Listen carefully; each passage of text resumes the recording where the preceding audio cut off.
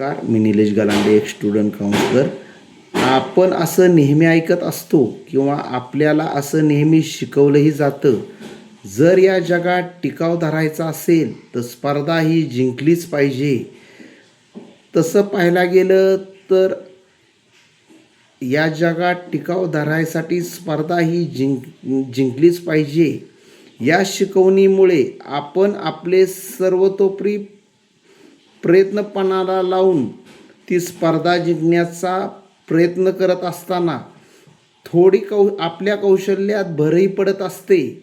पण आपल्याला हे समजणं गरजेचं असतं, जर आपण कुणाशी स्पर्धा करून किंवा कुणाची तुलना करून जर ही स्पर्धा आपण नाही जिंकली तर आपल्यात न्यूनगंड निर्माण होण्याची दाट शक्यता असते आणि आपला आत्मविश्वास कमी होतो.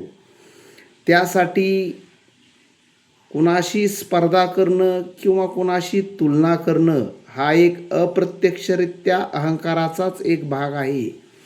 त्यासाठी मी माझ्या स्वतःच्या गुणाला ओळखून आणि त्या गुणांचा मी सर्वतोपरी प्रयत्न करून मी माझं ध्येय गाठण्याचा प्रयत्न करणं हा एक विवेकी विचार असू शकतो.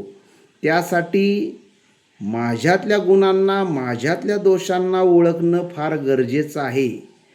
जरी तुम्ही स्वतःच्या क्षमतांना ओळखून ते ध्येय गाठण्याचा प्रयत्न करत असताना तुम्हाला निश्चित ध्येयप्राप्ती जरी नाही झाली आणि तुम्ही जरी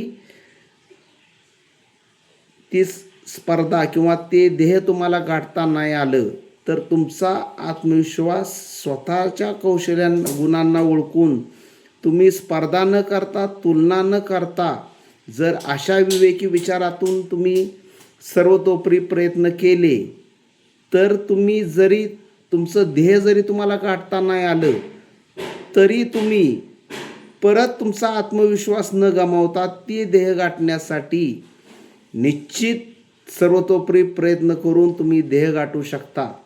मी अजून परत एकदा सांगतो, कुणाशीही स्पर्धा करणं किंवा तुलना करणं हा एक अहंकाराचा भाग आहे आणि हा निश्चित न्यूनगंड निर्माण करतो.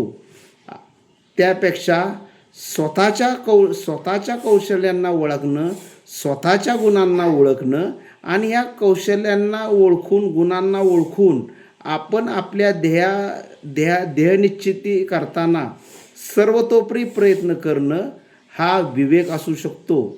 त्यासाठी परत अजून एकदा सांगतो की कुणाशी स्पर्धा करू नका, तुलना करू नका.